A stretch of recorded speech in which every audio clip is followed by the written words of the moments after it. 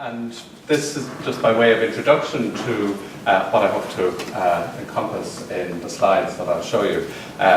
So by way of explanation, there won't be many of the perhaps familiar buildings of Armagh, the buildings of the towns or Armagh city itself. So to try and at least introduce some of the lesser known buildings, vernacular buildings, but there are some of the prominent buildings as well, but it's largely the buildings of the countryside, and with the intention that you'll gain some sense of the personality of the county in many ways. So this is the sort of building that we could easily drive past and not give it a second glance. And I'll leave you to ruminate on its function. It's simply outstanding in its own field in Armagh.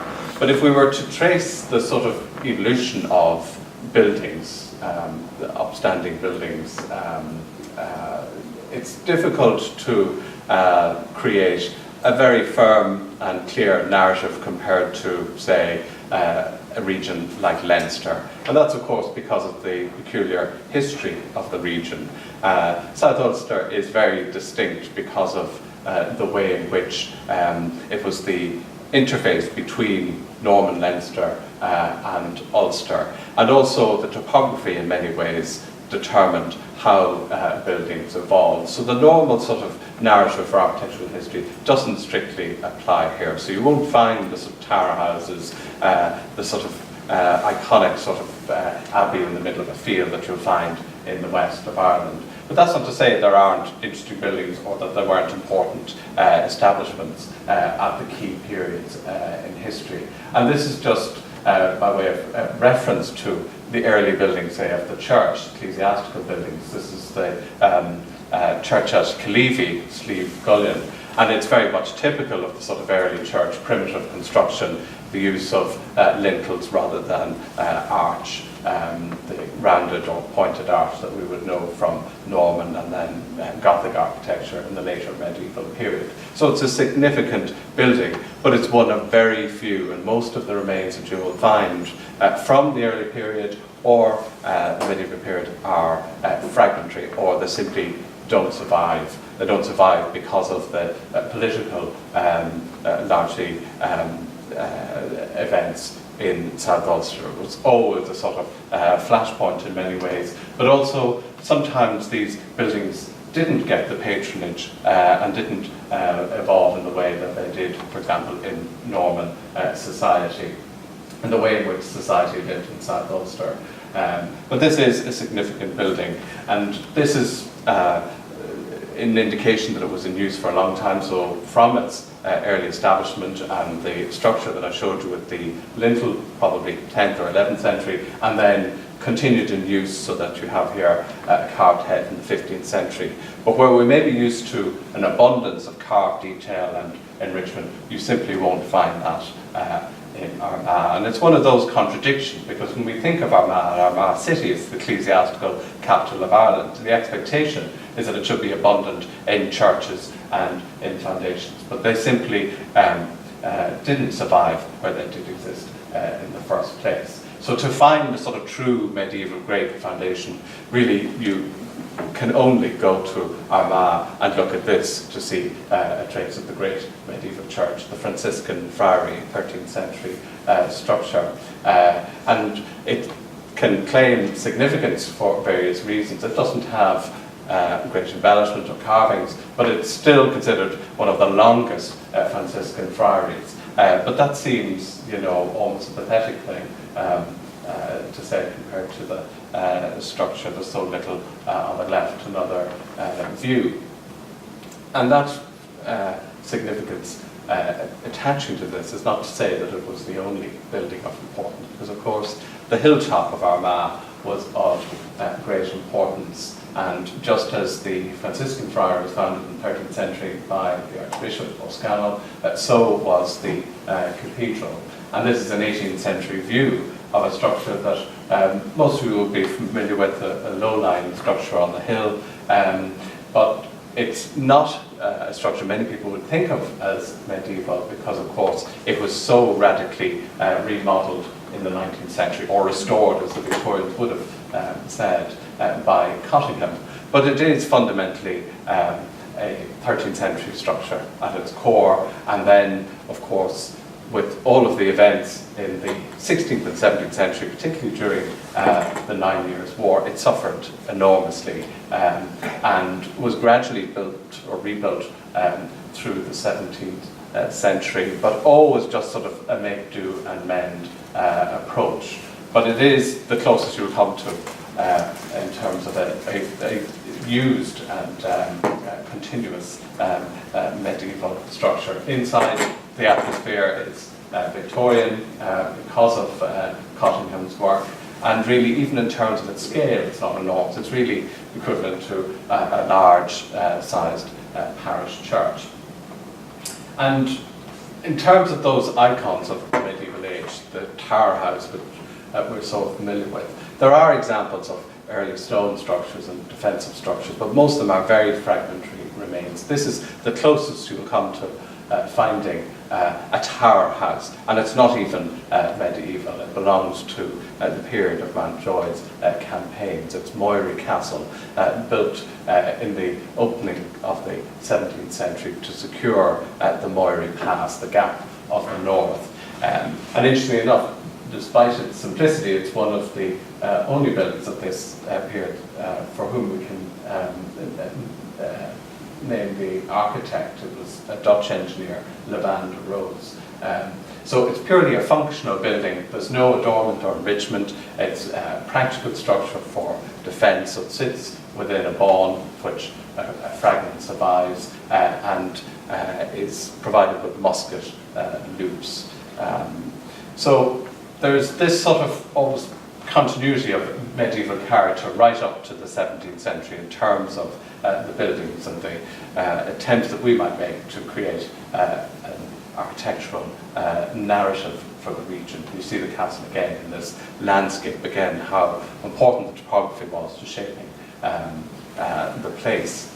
But there's an enormous leap then once the Crown forces gain a foothold and once O'Neill and the Earls leave Ireland. And this is evident at Charlemont, which is one of the key positions on the Blackwater. And we see enormous advances in terms of physical and structural sort of layers in the landscape. There's great fort, the Star Forts, which we associate with Mountjoy's campaign and created throughout the region along the Blackwater, were inspired by Italian designs, Italian fortifications. But more significantly, the structure at the centre of this is an enormous advance on the very primitive castle I showed you at Moiry. This is the structure that stood at the centre of Charlemont and associated with the Caulfield family, who were given the land here. And its intention was to defend the timber bridge over the Blackwater, an important strategic point really in terms of dealing with the O'Neill territory in Tyrone. So this structure is essentially influenced by English architecture. It's quite a formal building. It doesn't survive, sadly, but it does give you a sense in which suddenly architecture begins to develop. And of course, with the plantation, then there's a new impetus for building created, and that becomes reflected in the houses that are established. But so few of these survive. So again, we can really only introduce architecture through fragmentary remains or archival material, the maps that the surveyors made during the plantation. And this is really all that survives to indicate the significance of Charlemont as a defensive site. It's the gatehouse, originally equipped with a drawbridge. Many of you will know, driving into Charlemont, the gates are still quite prominent with the avenue, but the building is sadly quite derelict and abandoned. But this is a building that shows you the developments in architecture within a very short period of time, from that basic castle to a structure that is clearly inspired by designs. Now, this is a structure of a couple of phases, but it conforms to the 17th century gatehouse on site, and it still retains the original Charlemont or Caulfield arms. You can see, and it's quite a formal building in terms of using dressed stone, this ashlar, rather than rubble. So it's quite a formal building, and of course its significance, its survival, is down to the fact that Charlemont continued to be a garrison, an important strategic place up to the 19th century. The building itself, Charlemont Castle, survived until the 1920s when it was burnt out and subsequently demolished, but there are photographs. But almost contemporary with that structure is this very strange pinnacle of stone, if you like, on the edge of Lough Neagh. And this is another structure associated with the Caulfield family. So again, just emphasises that what survives tends to be quite fragmentary, or at least that's often the impression. Sometimes you have to look a little deeper. And in terms of 17th century architecture, the number of examples of buildings and significant buildings increased significantly, many of them from the second half of the 17th century, understandably, after the events of 1641, which of course began really, was sparked when O'Neill raided Charlemont. The survival of buildings from the second half of the 17th century is remarkably good, but it's not always obvious. Many of you will know Rich Hill, and it's probably the best preserved 17th century house. Its dating is confirmed by analysis of the roof timbers. It has a butt purlin roof surviving, which shows the transition as well structurally from the use of thatch and very basic materials to slate. And its real sort of betrayal of its origins are in the use of the gables and the chimneys. The windows are Victorian and the door case is Georgian. So it's a building that continued in use. And like many of the larger houses, they trace their origins to the shift in land ownership with the plantation. So the grant of lands to new settlers and planters obviously sparked building activity. The Sacheverell family were the ones who gave the land here at Rich Hill, then passed to the Richardsons through marriage, and the house here was built for the Richardsons. Edward Richardson, or Edward Sacheverell's daughter, married a Richardson. And the house, again, shows not just the shift in terms of formality in architecture, but also the shift in terms of improving the sort of character of building away from defensive concerns. The only suggestion of defence here are the way in which the wings project forward. It sort of suggests a defensive stance. You see the house here in the early 20th century. It's quite evocative of a venerable old building. But the sort of real feeling of age, this is just by way of comparison, this is the old Castle Leslie, another building which evolved more or less at the same time, starting with the plantation castle built for Thomas Ridgway, then acquired by the very elderly Bishop of Clogher, who formed a building that attempted to present a more formal, less defensive bearing, but still had aspects of those concerns. But here you see the rear elevation of Rich Hill's wonderful chimney stacks, one of them tottering there over the gable at the back, which reflects the staircase. So this is a real betrayal of the fact that defence is not the same concern. It's a structure that's clearly exposed and vulnerable if you're thinking in terms of defence. So this is a major building in Armagh, but also in the South Ulster region. And you see even in the chimney stacks the way they're treated, this interest in design, decoration and embellishment, rather than just simple defence or functionality, as we saw in Moirey. And this is the staircase, which again confirms the age of the building, a wonderfully solid open well oak staircase with these wonderfully turned balusters. So finding details like that obviously are hugely significant because they're so rare. But it's always worth looking a little more closely at buildings. This is a door case on Abbey Street in Armagh that mightn't get the attention it deserves, because it seems to be attached to a pretty ordinary house from external appearances that may be Victorian if you weren't aware of the suggestions given by the treatment of this projection with its gable and even the variation in the windows. It could be a 17th century house, very strong likelihood that it is. I haven't been inside it, but the door case is probably the best clue to something else going on. It's slightly naive, but it is classical, and it shows, again, the developments that start to become commonplace. And how commonplace some of these details are within the region is evident here, where there's almost an identical door case. But this is over the border in County Monaghan. So these are some of the interesting details that emerge when you start to look at buildings. And what is even more significant here, I mean, the house has been wrecked through crude alterations, as you can see, but the stone door case is very much a reflection of the status of the building, as much as the status of the owner. And it belongs to quite a formal building originally that perhaps had a pediment on the front. So it shows this gradual absorption of formal elements of design, classical architecture.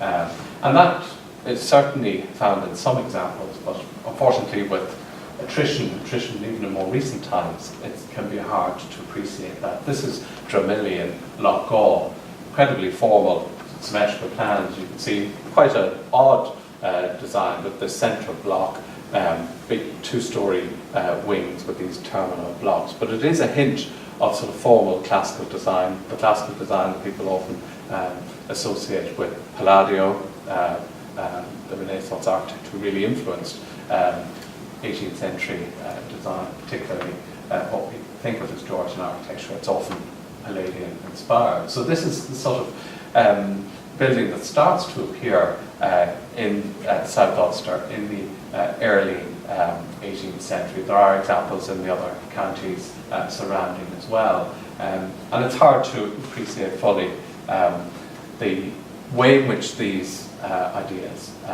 spread and develop, whether there are known designers involved who are commissioned or simply the result of builders, local builders, absorbing ideas from one another, as that door case I showed you suggests. But at Loughgall we do know, for example, that the Copes, who owned the town, built Dramilly and the Manor House, were closely associated with Sir Edward Lovett Pearce, who's one of the major names of architecture and Palladian architecture in the early 18th century, the 1720s particularly. And for example, there are two designs by Pearce for buildings in Loughgall, Stewart's House and the Market House. The Market House there today is nothing like Pearce's design, so it's unlikely it was executed. But there are some similarities between what we see in this building and what Pearce designed for the Stewart's House. So was it a Pearcean building? Well, the fact that it no longer survives and that there are only some photographs interior makes it almost impossible to know. And it's so important to have a building surviving for us to understand how it evolved. And first impressions are often quite deceptive. This is Fellows Hall near Killilea. Its outward appearance would suggest a Victorian house until we look at it a little more closely. But it seems a house of the 1850s, and that's even almost supported by a neighbouring house, Darton Hall, which is, we know, a house of the 1850s, designed by John Boyd, an architect who was active in Belfast and designed a number of buildings in Armagh. So Fellows Hall, because there are connections locally, they were both associated with the Maxwell family, well, you might simply walk away from Fellows Hall and accept that it's a Victorian house.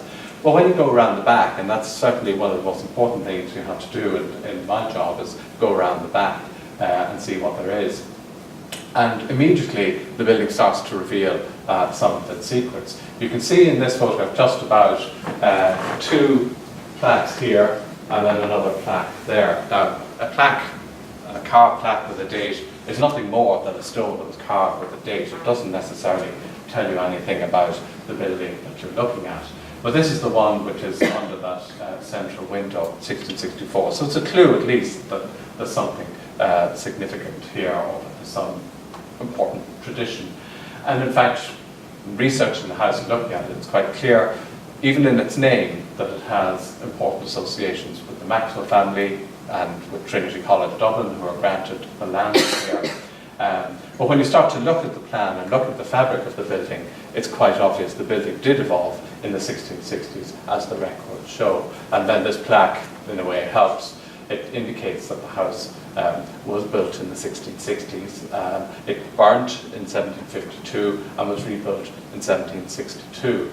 That itself, again, is simply, a stone carved with information. It's not always something you can rely on when you look at buildings, but the fabric of the building itself confirms it, as does this plaque indicating further building in 1802. So the windows that I showed you on the rear elevation, the wide tripartite windows, are from the 1802 phase. Here, the door case, which on first appearance, it's done in stucco, so it's plaster rather than stone, would confirm that idea of a Victorian detail. But if you look within that, you will see the door, the two sidelights, and then in the rectangular fanlight you can see an arch, and that's the form of a Palladian opening, and it's confirmed internally. So what you're seeing there is the house as rebuilt, or this section rebuilt in the 1750s.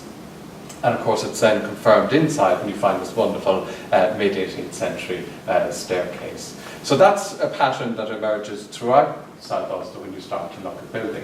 This is one, again, not far from Fellows Hall. It's Mount Irwin. It looks like a Victorian house and not the most attractive. It has these bay windows, it has a porch, and these rather steep gables that we think of as Victorian.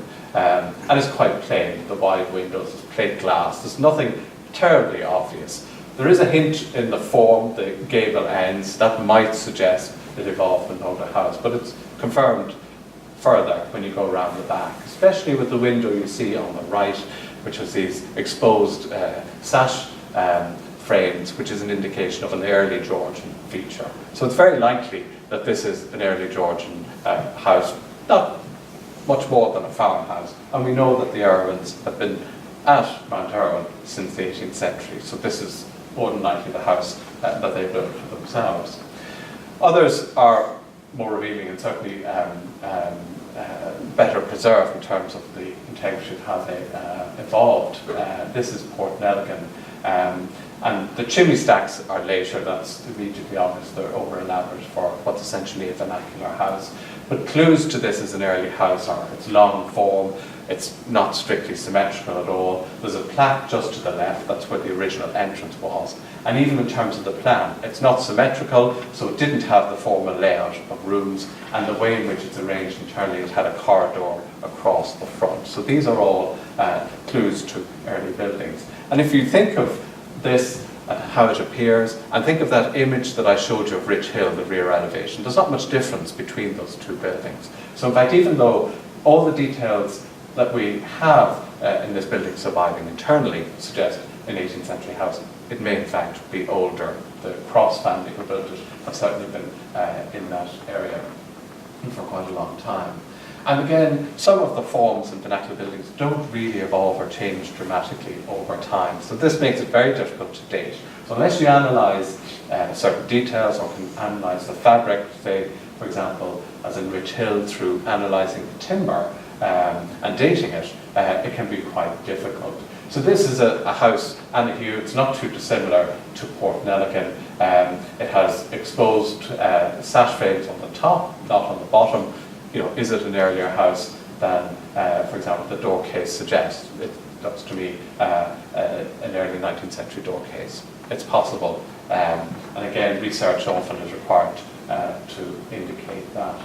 But obviously, once the 18th century takes off, there's huge expansion everywhere. It's an enormously successful age in terms of economic and political development, and also then in terms of architectural patronage. And as you would expect in Armagh, some of the key developments in architecture occur, and that's largely through the patronage of the archbishops, who for most of the period up to the 18th century are not even resident in Armagh because of the political situation.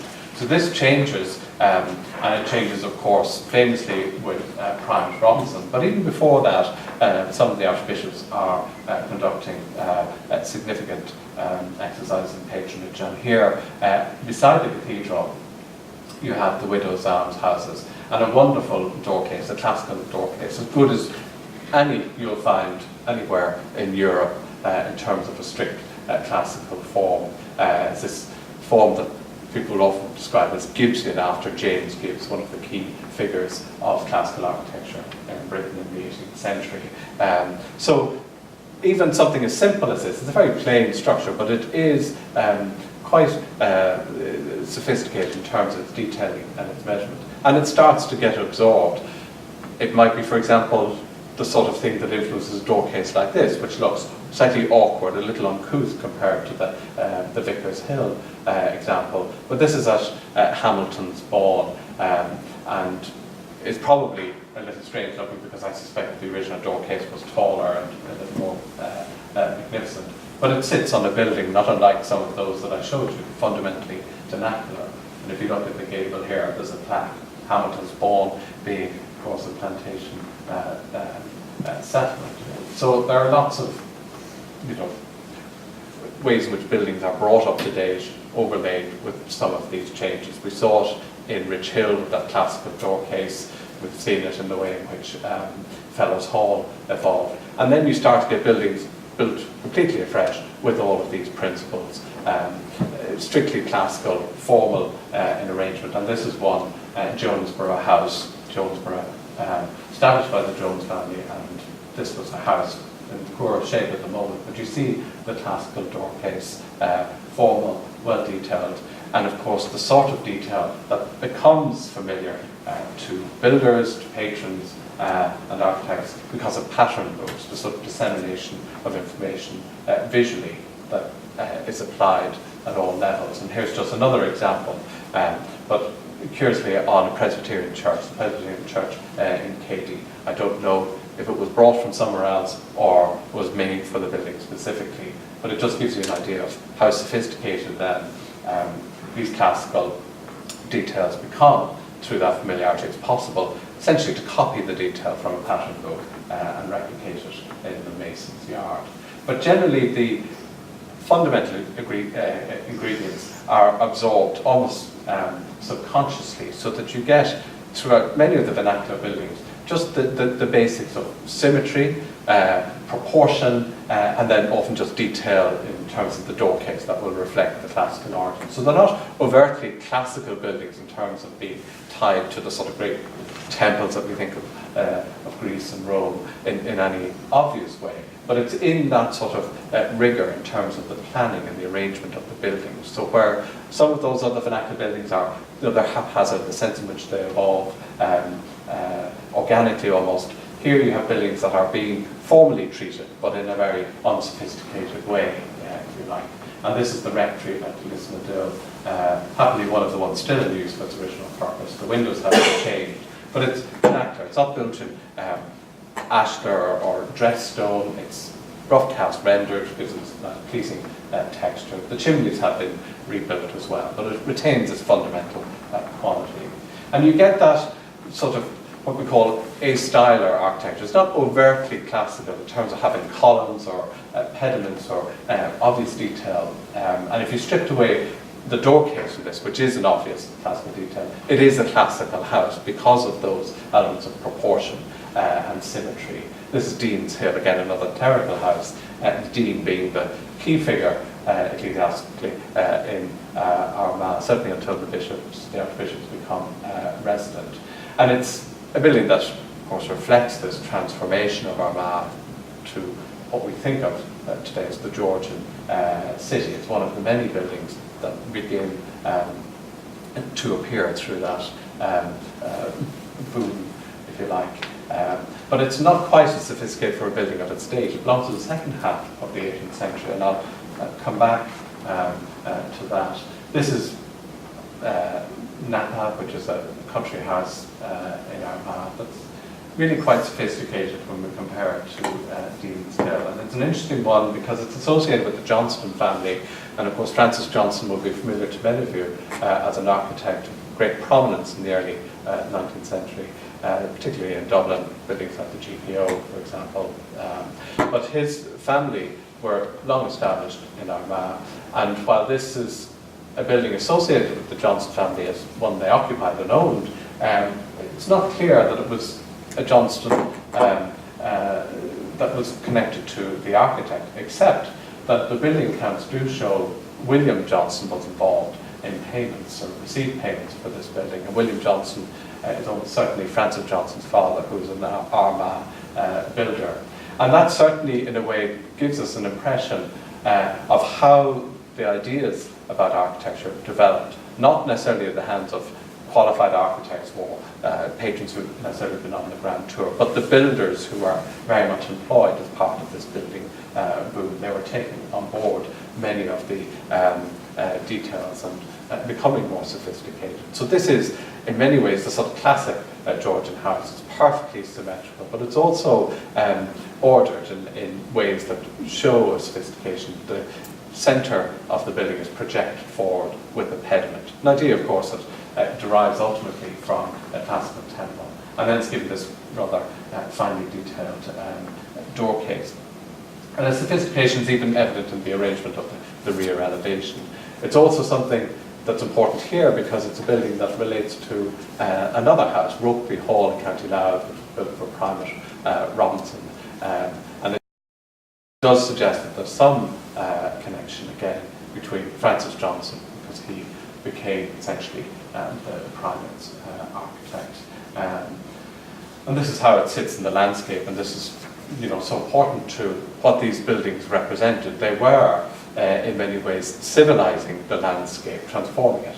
And this, in many ways, is a classic doll's house, Georgian building, set within a park, which is effectively a designed landscape for the building. You see the old trees around it. And that same sophistication, that greater sophistication, is evident here at Acton. So both of these houses are essentially villas, and they feed into that idea of the 18th century gentleman, the idea of the country retreat, and that sort of improving spirit which guided a lot of activity in the 18th century, not just in terms of improvement for the benefit of the landowner, but for the wider society as well. It's a sort of civilizing force, the way in which the country house was the centre of a community, and everything, all of the improvements spread out from there. But this is, you know, a much more sophisticated building even than Napa. And it hints at the subdevelopment of classicism and the handling of classicism in a much more experienced way than before. That's even indicated here in the way the ground floor windows are treated, set within these relieving arches, these shallow arches. So it's playing around with the plane, the wall plane, the surface of the building, trying to create a lighter, much more elegant structure. That's, of course, clearly apparent in the door case, and I'll come back to that door case, but also in the treatment of spaces. You don't just have a rectangular or square box anymore. You have interesting spaces created, which of course then are expressed externally. So the bow here is a wonderfully elegant feature, which is very much associated with neoclassicism, inspired by architecture from Rome and France, certainly taken up in France in the 18th century. So classical detail becomes studied much more acutely and then employed with great variety and elegance. And the bow is one of the features that we think of as neoclassical, even though it makes its introduction earlier in the 18th century. It becomes more refined, more elegant, and here it creates this wonderful oval dining room at Acton, a house near Points Pass, a late 18th century house, 1770s. And you see here a house similar date, no longer surviving Ballymoir, with these shallow bows. So the way in which you can express the surface of the building becomes more interesting in this phase. And you see here even how classicism isn't a rule to be followed strictly. The ground floor windows have a Gothic element. And the way in which fashion starts to dictate design is hinted at here. I'll come back to that in terms of how buildings evolve. So again, Bowes here at Elm Park, but this is a house again that has a much more complicated history. Like Fellows Hall, it was the seat of the Maxwell family, and in fact has at its core a 17th century house, and then all of these later changes. So it becomes relatively easy then in the late 18th century, early 19th century for almost any builder to create a sophisticated, reasonably sophisticated classical building. And this is Crow Hill, one of two almost identical houses built by a builder otherwise largely unknown, but Brownrigg, I think Henry Brownrigg or Brownrigg, I've forgotten his name exactly. He just turns up in some of the records, but not much else is known about him. But it shows the way in which a large, relatively comfortable farmer can essentially have a house that is modelled ultimately on some of the larger buildings. And of course the whole idea of this classical language gets absorbed at every level. So the simplest buildings tend to indicate some of these formal elements, whether it's in the sash windows, the proportions of the glazing bars. This is obviously a very sad shape. The problem with vernacular buildings is that they tend to be subjected to change over time. So to get a really good, authentic, unspoiled example is harder and harder. And here's a very authentic building. The likelihood of this surviving is sadly quite low. It should, but you know, and if it did, these are the elements that make the building and make it interesting and make it distinctive in terms of being part of this development of architecture. And often, of course, the way in which we think formally about classical design, about proportion and symmetry, is not always perfectly understood or applied. So you do get a sense of it in buildings like this, but it isn't strictly formal in terms of the way in which the windows are arranged. But it does have the basic ingredients, or at least is inspired by it. Even the way in which the windows on the ground floor are set within an arch is an attempt to sort of follow some of this tradition. And you know, the form of the building, you know, can be very sophisticated, even when on a modest scale. And this is, you know, in many ways a very typical Ulster farmhouse. It's clearly a building that's functional and integral to the farm complex. You see how the outbuildings are arranged down one side, but it's perfectly symmetrical. It has a formality in the way in which the windows either side of the door reflect what are probably two quite formal reception rooms. But often this is only a front in effect. It's a facade of respectability, if you like, because the house tends to be much more irregular or a sophistication behind and more rudimentary. And we see examples of that. This, for example, slightly bigger. Both of these houses at Mount Norris, you see the slate cladding on the gable, which is unusual in this region. It's often a feature we think of as a monster detail. But here you see an attempt at formality, these wide tripartite windows, but look at how the door is off centre. So the concern with the rigours of symmetry are not necessarily present here. And of course this results in a very pleasing, interesting, attractive vernacular building. If you lost those windows and the door was replaced, a lot of that character would be diminished. And you see how this interesting block at the back, building in the back, an attractive yard. So you have this nice combination of formality and informality together. And that's even present here, Rose Hill, a house of reasonable pretension. It's even set in a lovely miniature domain, if you like, just outside Armagh. So it has this formal, symmetrical front, but when you turn to the side, you see there's an awful lot more going on. It's not really as substantial a house as its facade pretends to be. It's much more evident here at the back. You'd hardly think it was the same house when you go around the back. But these lovely windows, the rough cast treatment, not the sort of formal, smooth render. And what's quite interesting here are these diagonal chimney stacks, which are quite distinctive, ornamental, really, and another view of it there. So this is a wonderfully vernacular house, but it has this formality. And there it is in its landscape with this wonderful chestnut tree. Again, underlying the importance of the relationship between buildings and landscape and how they're presented. It's not just about the physical building itself, it's about its context as well. And so once you have these elements established within practice, they become commonplace, and you start to find almost endless examples. And this is very much what we think of as a typical Ulster house we found throughout the region, but even throughout Ireland, the sort of sound, middle-sized house, gable-ended, which is really an indication of building that hasn't evolved in terms of its basic principles of construction over centuries. The chimney stacks on the gables, and it's given formality in the symmetry and the central door case. Another example, and with subsequent embellishments. So the first one, Kilnaharvey, this one, Kinnago House. And again, the windows are so important to how that formality is expressed. And then, finding a gable-ended house, the rules don't always apply strictly. And you find this house on the shores of Nahe, which is fundamentally 19th century in terms of the details that we see, but may have evolved from one of those gable-ended houses. Just a very attractive variation on that.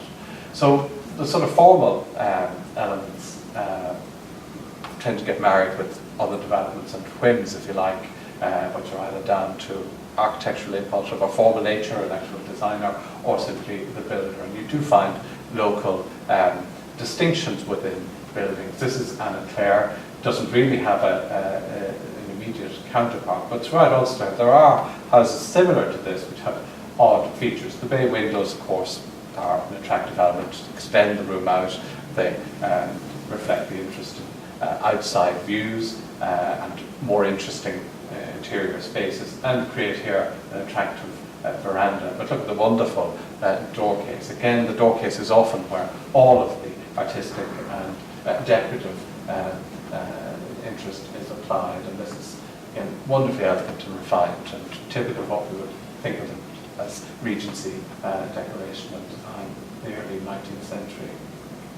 So there are many examples of this sort of more modest but quite formal house, and these are all well-to-do houses, and you see elements of Regency design, ideas, for example, about how the practical of the building should be, but inspired by classicism. So often you find these overhanging eaves, wide overhanging eaves with these little brackets, ultimately derived from classical details, but applied for practical reasons here. And of course, they also have a certain decorative interest. So many of those houses should have gable ends, and one major development is in terms of hipped roofs and more sophisticated roof structures, and they also lend to quite pleasing symmetrical designs. This is Harry Mount, so a very attractive villa, once still attractive to people like me, but otherwise a derelict building unloved today, but quite sophisticated and interesting and worthy of protection. Another, Summerhill, not far from Armagh city, given even more formality with the creation of a small portico. These houses, these sort of hipped-roofed houses, then become a fairly standard form. They have a certain formality when, for example, they're employed for rectories, as this one is. The early 19th century, you have these tripartite windows again, which reflect the development of neoclassicism. Wonderful emphasis on the door case, the fanlight, the leaded detail, wonderfully enriched. And the form can be scaled up or down depending on its purpose. This is another rectory at Mullabrack, and this almost certainly had professional input, possibly Thomas Duff, who was an architect based in Newry, quite active in Armagh. And you see how the classicism even of the door case, it's quite idiosyncratic. It's not a direct copy from anything in the classical world, so it's somebody who understands the language and applying it in a way that's personal to them. But you see also the overhanging eaves here. So these are some of the details allowed us to date houses, and these features that become commonplace in the 1810, 20, 30s. But you can see this idea about scaling up or down the fundamental characteristics, the hipped roofs, and then these Georgian windows. And this is a sexton's house at Tartarhan in North Armagh. Again, another vernacular building, farmhouse near Cady. Again, it's had alterations in terms of modern chimney stacks, and the roof has been redone, but it still retains the fundamentals of a very individual building, interesting building. And there is no other like this directly, but it obviously borrows from many of the established traditions. So I could show you countless examples of these sort of 3-bay, 2-story houses with hipped roofs that become one of the most widespread vernacular forms, right from the early 19th century through to the 20th century. Even the mid-20th century you find houses built in this form. And they can have varying degrees of formality. This one, for example, stucco, so it has these architraves, it has a string course, and the tablature and the ground floor windows, obviously the most important room, and then the door case as well. And if you like, the influence can be strangely reversed. So where vernacular buildings tend to be influenced by formal, sometimes the vernacular, the traditional and the ordinary, have inspired grander buildings. And this is the house at Derry Moor, built for Isaac Corey at the end of the 18th century. And it reflects the ideas in the 18th century to do with the picturesque and the sort of visual interest of buildings and landscape, and of course rather romantic ideas of the landscape, and even romantic ideas of the life of a peasant. But this is, while a vernacular building in essence in terms of the traditional materials, the roofing patch, it is formal, it's symmetrical, and ultimately picturesque. And ideas of the picturesque start to feed into buildings through the 19th century, especially with the shift of emphasis away from classicism into revival, the revival of historic styles, particularly medieval styles. And here, for example, is what would be considered a typical picturesque design inspired by Tudor design. It is another rectory, so very different to the formal classical buildings we saw earlier. This is near Slieve Gullion as well. And of course, a lot of the influence for the Gothic revival comes from figures like Augustus Fusion, who studies medieval buildings, studies the original, and then starts to absorb that into their buildings. And of course, there are moral ideas behind a lot of this, which of course comes into architecture. I don't intend to go down that road today. But coming back to symmetry, detail, this is the door case of again, the house that I linked to the Johnsons, and the door case for Acton. And these again reflect one major development that happens in the 18th century, where professional input starts to have a huge impact. And the most important impact, really, in terms of Armagh, is that of Primate Robinson making Armagh his seat, and then conducting very extensive patronage, and largely initiated at the palace, for example, and it has a complicated evolution, but then within the city itself.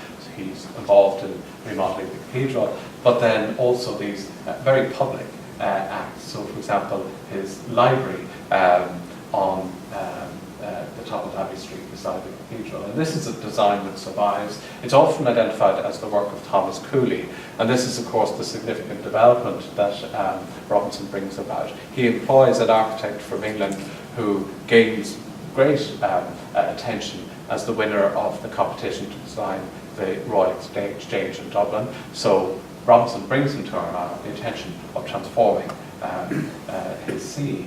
And this is a building that wouldn't strictly be comparable to what Cooley is doing.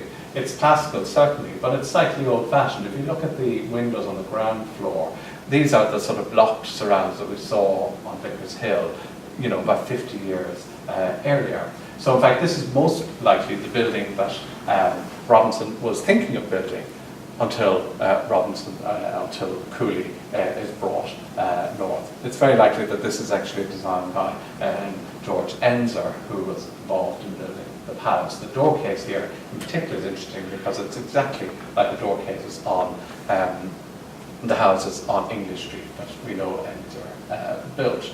But what's significant is that this refinement and quality becomes very much established in Armagh through Cooley. And of course Cooley has a central role in the next generation because he trains Francis Johnson. And this is one of the last buildings that Robinson gives to Armagh, if you like. It's the Rugby obelisk. It's also Cooley's last building. A wonderfully proud structure standing on the hill behind the palace, and as you can see in the background, the two cathedrals visible. And beyond just the patronage of Robinson, Cooley did other works in Armagh. This is the stable block at Castle Dillon, sadly in extremis the moment, but very refined and sophisticated in terms of its function. A-styler again, classical but not overtly. And this just to give you an idea of how sophisticated architecture has become. This is the panel on the Rugby obelisk, something that very few people will see. It's a monument designed as an eye catch to be viewed from a distance, but look at the quality of the carving, not only in the borders here, which are perfectly executed, but even just in the dressing of the stonework. So that's just an indication of how things have begun to change dramatically. And it becomes more significant throughout Armagh because of one act of patronage by Robinson. He commissions Cooley to design a series of churches for the diocese, basically standard designs. And there are a series of these, and you will see them. They basically provide designs that can be applied throughout the diocese for parish churches, part of the sort of expansion. At this time, established Church of Ireland is gaining substantial funds from Parliament to embark on building projects, and many parishes acquire churches. They may not have the congregations to support them, but they certainly become visible in the landscape. So here you see the influence of this hall and tower type particularly, which becomes commonplace, certainly through the actions of the Board of First Fruits. But in Armagh, we have Robinson encouraging commissioning of new buildings. So at Middletown, delightful small example here at Canlock, the old church, which is to one of Cooley's designs, and at Newton Hampton as well, the church unmistakably borrowed from one of Cooley's designs. Even the date helps us to place it within Cooley's period of activity. All of the churches based on his design have this lead work indicating the date carved into the stone. And here's design number 9, which is almost exactly what you find at Lisnadale today. Even the gate piers are by Cooley. And then the grandest design is the next church. This is just the interior, which fortunately survives for Lisnadale as well. It still has its plaster ceiling, because of course in the 19th century, with changes and with new investment in church building, particularly through the ecclesiastical commissioners, you get ideas of the Gothic revival coming into these buildings quite obviously in terms of the roofs, where you get exposed timber roofs, and that reflects some of Pugin's ideas about structural honesty. But here you still have the box pews, that are just not visible in this view, and the panelling, and then this treatment at the east end where there isn't a window, but very often you find the decalogue is represented. So here's the grandest of Cooley's standard designs, and it's put into flesh, as it were, at Salter's Grange, near Castle Dillon, so partly through the influence of Robinson himself, whose arms are displayed on the church, and the Molyneux family, who, of course, commissioned Cooley with the stables, and this is a very good example. And of course, it's also a building designed for the landscape, because it's given a steeple that's set up on this hillside. So with that influence, church design becomes much more interesting in terms of the established church buildings, and with the formal appointment of architects like William Farrell and eventually Joseph Welling, that becomes widespread. And here at Mulliglass you see one of William Farrell's designs, quite idiosyncratic. But generally the hall and tower that Cooley established is the standard and becomes the commonplace design for the boarding first booths. And then compared to that you have obviously the Roman Catholic Church, faced with penal conditions, and therefore architecturally that's evident in the character of the buildings. Here's the parish church at Tynan, outside of the village, quite modest originally, simply a hall. Its only real indication of use, the pointed windows, and one of those original early 19th century windows, the Gothic, what we call Carpenter's Gothic, a quite naive form, and generating this impression that the pointed arch is the sort of symbol for salvation of the church. And then once penal laws are relaxed and emancipation is achieved, you start to find certain embellishments and developments in architecture. And here it's no more than the addition of a bell cut on the gable, which is executed in ashlar. But fundamentally, many of these churches, right down to the mid-19th century Catholic churches, are not very elaborate. And the same for dissenter churches. The Presbyterian churches originally were very simple halls, only really differentiated from any other vernacular building by the use of a suggestion of Gothic in the tracery on the windows, as here, this Presbyterian church at Tyrone's Beaches. And often it's impossible to distinguish between some of these Roman Catholic chapels and the Presbyterian meeting houses. This is one that now is used at Clark's Bridge in the 1830s. It could easily be a chapel. The way that you usually would distinguish them is that often the chapel has the cross on the gable.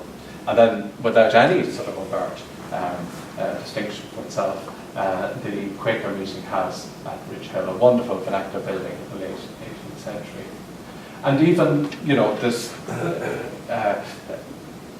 huge change that occurs in emancipation doesn't become immediately obvious, as I've said. And here's the church, post-emancipation church chapel at Charleville. So simply a bulky hall is church-like because of the use of the pointed arch, the lancet windows, and of course the crosses on the gable. And others that simply started out as simple halls are just embellished so the windows are made more elaborate. So they absorb ideas of the Gothic revival, but they don't fundamentally change architecturally. Here the example at Points Pass again. Just a simple vernacular building made more church-like through the use of the pointed arch.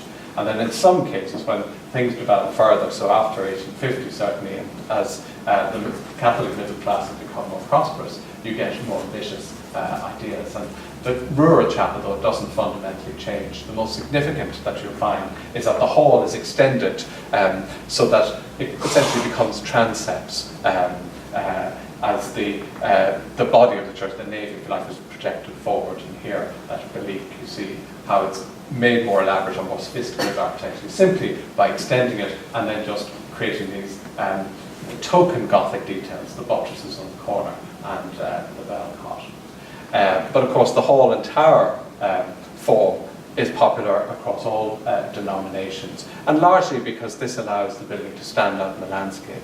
Churches tend to be signifiers of communities, of the parish, of local identity, and this is a Catholic church which was given a tower much later in the early 20th century.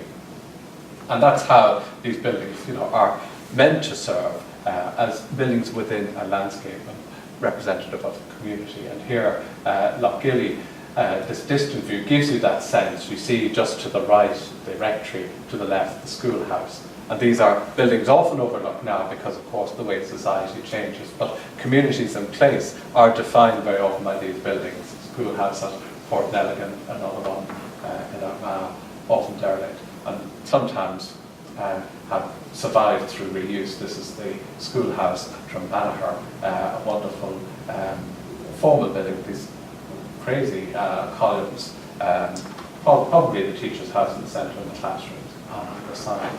And of course, more formally then, schools begin to absorb some of these elements of design. This is the former National School Points Pass, possibly designed by Playfair, showing that the patronage locally that's invested in big houses and new big houses often gets transferred down to the everyday buildings.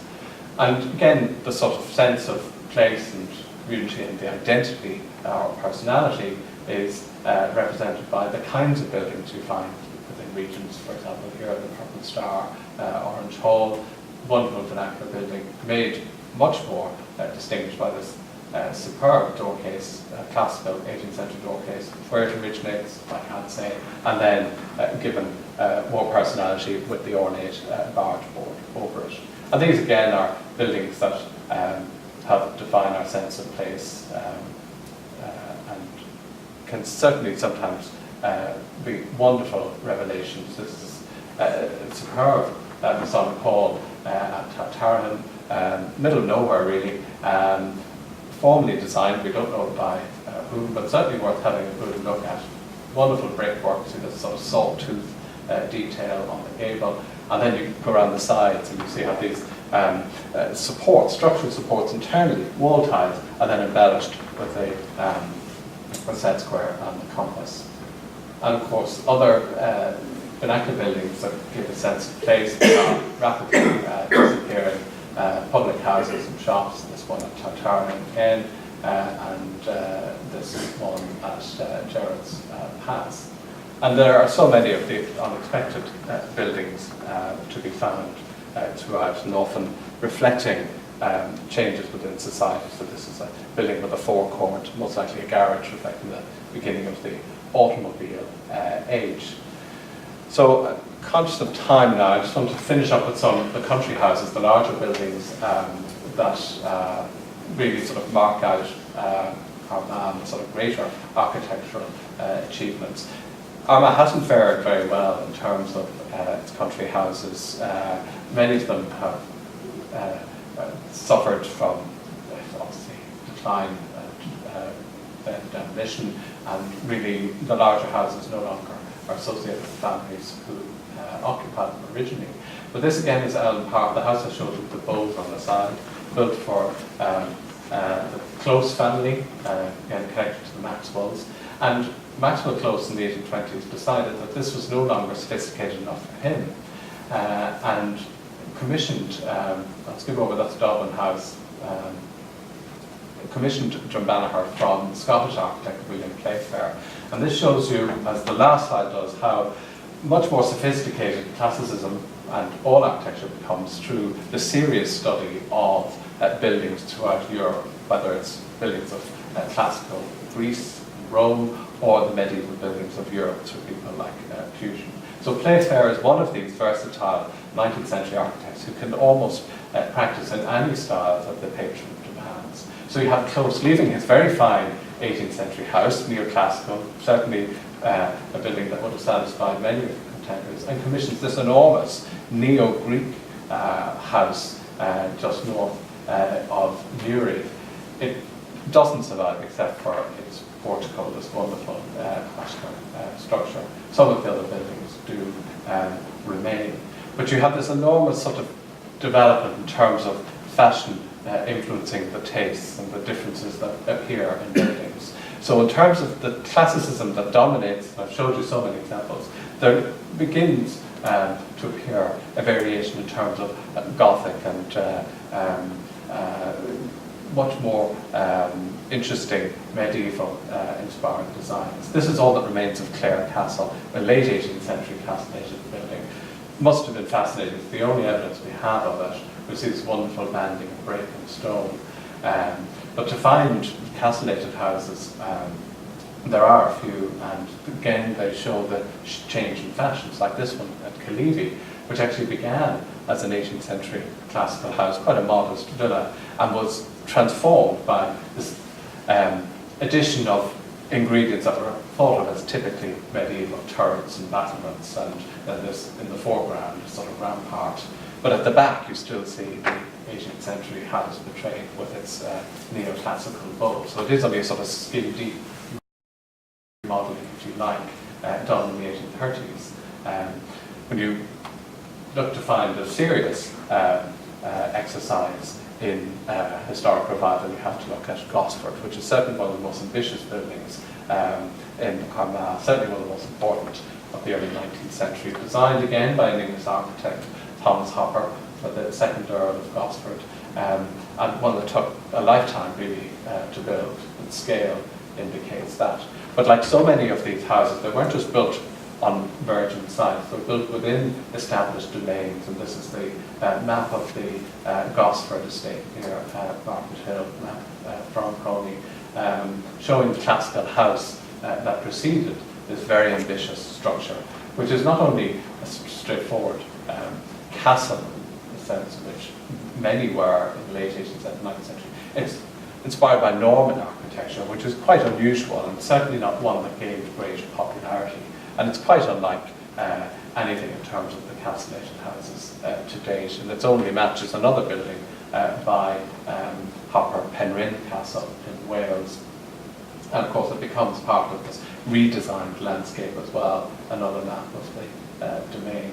And this is, just to show you the shift in taste, this is the earlier Atchison monument of Mullabrack Church, built for one of Swift's friends who lived at Gosford as it was then, with a classical bust by Van Noss the Younger, wonderful monument in that 19th century church. But in the same church you see a later Atchison monument reflecting the change in taste and the Norman revival style that was used at Gosford itself.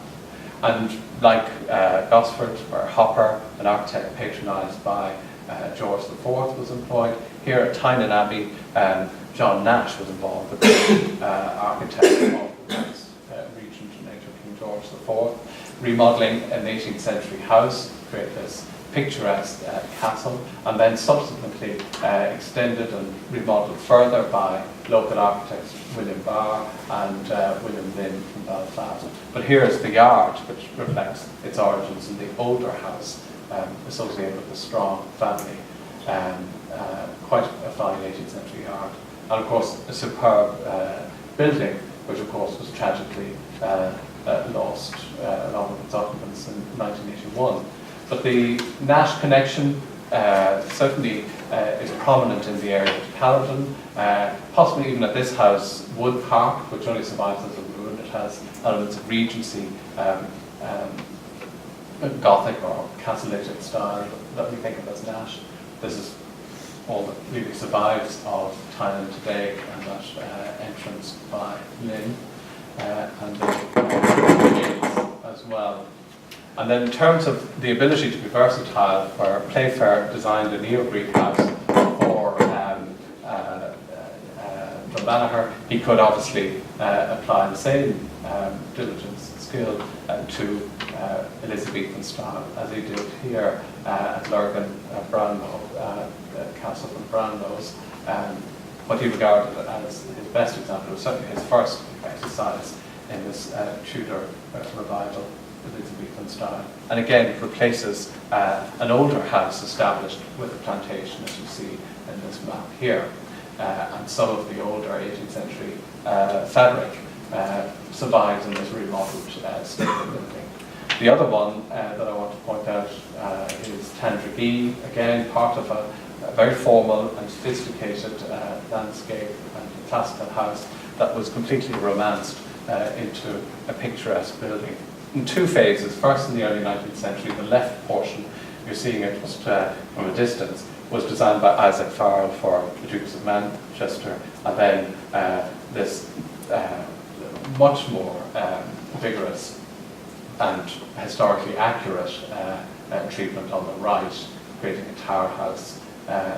So these are just examples of where architecture starts to go and becomes much more eclectic, much freer in terms of interpretation. So everything is possible, as the gate lodges here at Lurgan indicate. Greater artistic sophistication, complexity, interest than was ever invested in the manor house itself, seen here, a building of the 1870s. We don't know who designed the lodges, but they're an extraordinary pair of buildings. This is the manor house again, quite plain, not terribly exciting compared to the entrance. And so you find various buildings then becoming embellished with a mixture of classical elements, Gothic elements, Italianate, everything becomes possible. And that's certainly true in the resurgent Catholic Church, where the sophistication is very clear in the buildings, as obviously the wealth increases here. Church of 1916, completed in 1916 by Ashland and Coleman. And of course, native architects, have formal training, have obviously the benefit of patronage, so you get greater sophistication within the locality. So these are rural churches, but they're incredibly sophisticated, and Romanesque and Norman elements start to be introduced, because these again hark back to the sort of antiquity of the church. And one of the most interesting is this glass drummond, which was designed in the 1920s using stone from Ravensdale Park, a neoclassical house. The tower was by William Lynn, Belfast architect. He added this to Ravensdale House, but it was completely reconstructed here. So this basilica type church, which is just an interesting one, because it shows that shift, the cultural change that's happening at the end of the era of the country house, and then the resurging Catholic Church. And here in the countryside, this extraordinary Italian building, and like anything you could have found a generation earlier. And here again, Byrne employing his appreciation of European classicism for a small chapel, a wonderful building of the 1930s. So where the Church of Ireland patronage dominated in the 19th century, it ceases certainly after this establishment, whereas the Catholic Church becomes the principal church patron of ecclesiastical architecture.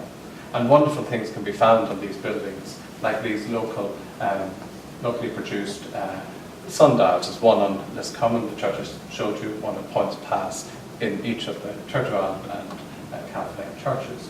So there's just one building I want to finish with, and this is the Church of Ireland church of different phases, Kilclooney and Armagh.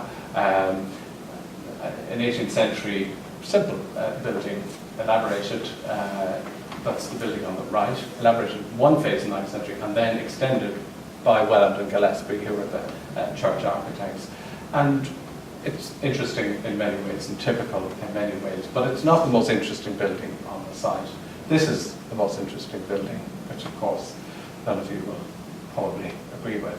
That is until you step inside, because it's simply the parish hall. But when you go inside, this is what's revealed. And it's the product of a very enthusiastic rector of the parish, the Reverend Hutchins, who, with his own hands, created this extraordinary private chapel, which was originally beside the rectory. It's inspired in part by Gosford. It has Romanesque detail to the windows. Inspired, of course, by the Gothic revival of fusion of these roof trusses.